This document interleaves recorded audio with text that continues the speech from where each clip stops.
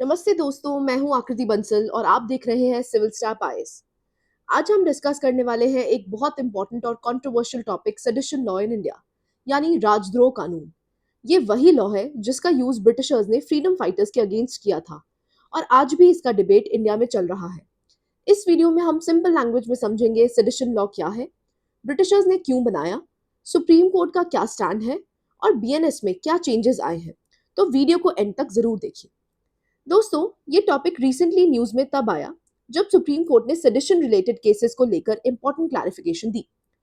Court ने कहा कि पेंडिंग केसेस और अपील्स कंटिन्यू हो सकती हैं, लेकिन मिसयूज नहीं होना चाहिए। इसके बाद फ्री स्पीच और नेशनल सिक्योरिटी का डिबेट फिर से स्टार्ट हो गया। यूपीएससी के लिए ये इंपॉर्टेंट टॉपिक है क्योंकि जीएस पेपर 2 में जुडिशरी और फंडामेंटल राइट से लिंक्ड है। ऐसे में डेमोक्रेसी वर्सेस सिक्योरिटी का एंगल आ सकता है और प्रीलिम्स में सेडिशन और बीएनएस प्रोविजंस पूछे जा सकते हैं। अब बेसिक समझते हैं। पुराने आईपीसी में सेक्शन 124 ए को सेडिशन लॉ कहा जाता था। अगर कोई स्पीच, राइटिंग, साइंस या एक्शंस के थ्रू गवर्नमेंट के अगेंस्ट हेट्रेड या डिसअफेक्शन क्रिएट करे तो उस पर सेडिशन लगाया जा सकता था। सिंपल लैंग्वेज में, अगर गवर्नमेंट को लगे कि आप लोगों को स्टेट के अगेंस्ट भड़का रहे हो तो सेडिशन का केस बन सकता था। पनिशमेंट बहुत स्ट्रिक्ट थी, लाइफ इम्प्रिजनमेंट तक हो सकती थी। लेकिन सुप्रीम कोर्ट ने लेटर क्लैरिफाई किया कि सिर्फ क्रिटिसिज्म करना सेडिशन नहीं है, वायलेंस या पब्लिक डिसऑर्डर्स इंसाइट होना चाहिए। दोस्तों, सेडिशन लॉ ब्रिटिश एरा की देन है। 1837 में मैकॉले ने इसका ड्राफ्ट बनाया और 1870 में आईपीसी में ऑफिशियली ऐड किया गया। ब्रिटिशर्स का मेन ऑब्जेक्टिव था इंडियन फ्रीडम मूवमेंट को सप्रेस करना। जो भी ब्रिटिश गवर्नमेंट के अगेंस्ट बोलता था उस पर सेडिशन लगाया दिया जाता था। मतलब ये लॉ डेमोक्रेसी प्रोटेक्ट करने के लिए नहीं, कॉलोनियल कंट्रोल मेंटेन करने के लिए बनाया गया था। अब हिस्ट्री का इंपॉर्टेंट पार्ट। तिलक जी पर सेडिशन चार्जेस लगे बिकॉज उन्होंने ब्रिटिश पॉलिसीज को क्रिटिसाइज किया था। ऐसे ही 1922 में गांधी जी पर भी सेडिशन केस चला। सेक्शन 124 ए लिबर्टी को सप्रेस करता है, ये कोर्ट में गांधी जी ने कहा। सोचो दोस्तों, जिन फ्रीडम फाइटर्स ने हमें आजादी दिलाई उन्हीं पर ब्रिटिशर्स ने सेडिशन लगा दिया था। इंडिपेंडेंट इंडिया में सबसे बड़ा क्वेश्चन था, क्या सेडिशन लॉ डेमोक्रेसी के अगेंस्ट है? Article 19 clause 1 sub clause A हमें freedom of speech and expression देता है। मतलब सिटीजंस गवर्नमेंट को क्वेश्चन कर सकते हैं। आर्टिकल 19 क्लॉज 2 स्टेट को रीजनेबल रिस्ट्रिक्शंस लगाने की परमिशन देता है for national security, public order, sovereignty and integrity. तो डिबेट ये थी, बैलेंस कैसे मेंटेन किया जाए बिटवीन फ्रीडम और सिक्योरिटी। अब इंपॉर्टेंट केसेस देखते हैं। रोमेश थापर केस, कोर्ट ने फ्री स्पीच को डेमोक्रेसी का फाउंडेशन बताया। केदारनाथ सिंह केस, जो कि सबसे इंपॉर्टेंट है, 1962 में सुप्रीम कोर्ट ने कहा सिर्फ वही स्पीच सेडिशन होगी जो वायलेंस या पब्लिक ऑर्डर को इंसाइट करे। Simple criticism is equal to sedition नहीं। बलवंत सिंह केस, कोर्ट ने बोला कि कैजुअल स्लोगन्स या आइसोलेटेड स्टेटमेंट ऑटोमेटिकली सेडिशन नहीं होते।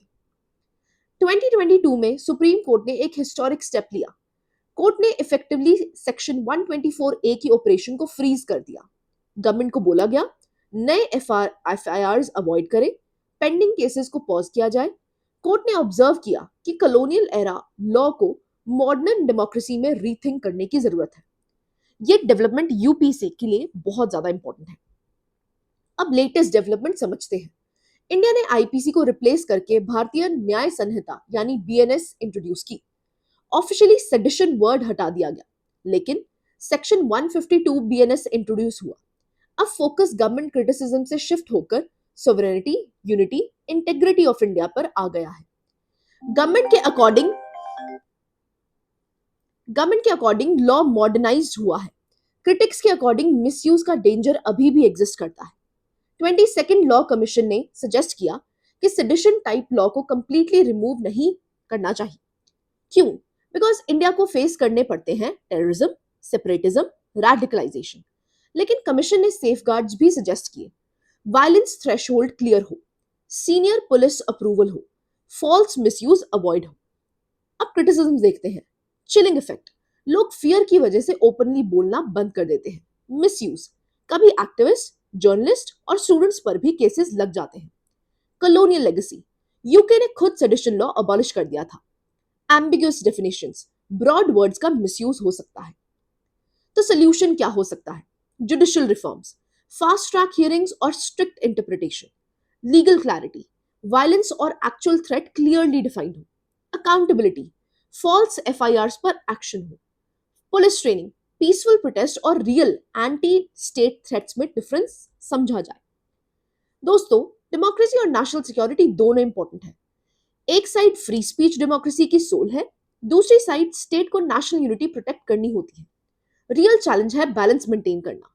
स्ट्रांग डेमोक्रेसी वही होती है जो पीसफुल क्रिटिसिज्म से नहीं डरती, लेकिन रियल वायलेंस और टेररिज्म पर स्ट्रिक्ट एक्शन लेती है।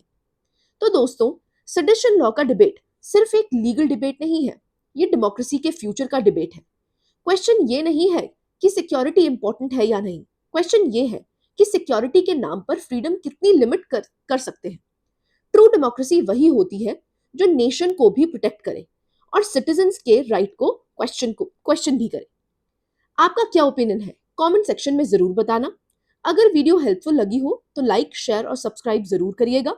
मैं हूं Aakriti Bansal and you are watching civils tap IAS. Thank you.